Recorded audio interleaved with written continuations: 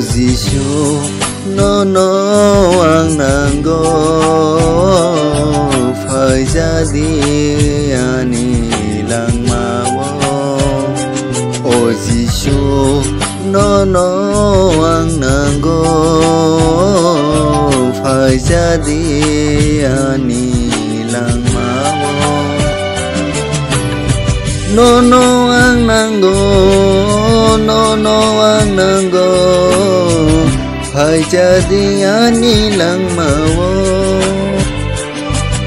No ang nanggo ang nanggo phải jadi ani lang mawo.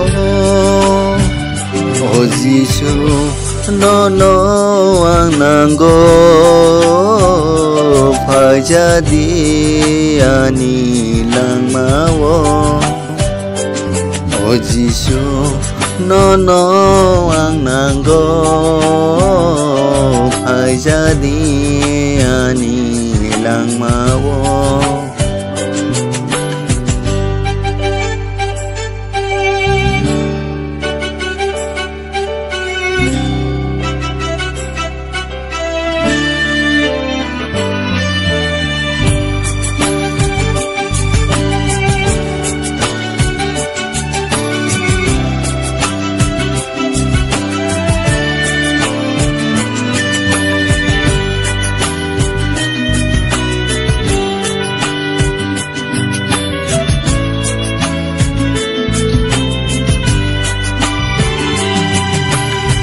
Su bray nâng phải kê ang mong sa bo biyal enggela. No man kê no ang khắc sang ma bo ma no. Su bray nâng phải kê ang mong sa bo biyal enggela. No man khe no hong thong ma bo ma no. No ang nanggo ang nanggo phải jadi ani lang mawo. No ang nanggo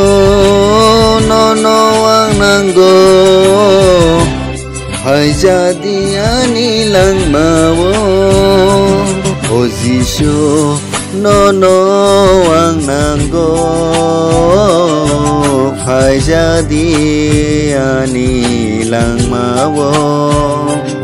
Giêsu no ang nanggo phải jadi ani lang mawo.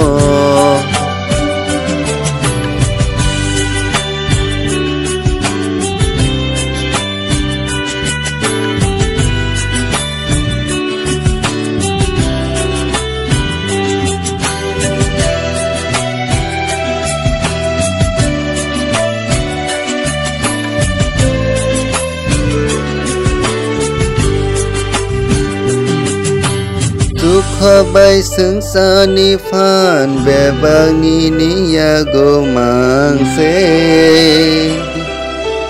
No man khe no ang sukha ni lang bang bo ma no. Tukha bay sướng sa ni phan bè bang ni ya go mang se. No man khe no ang sukha ni lang ba bo ma no. No ang nanggo ang nanggo phải jadi ani lang mawo.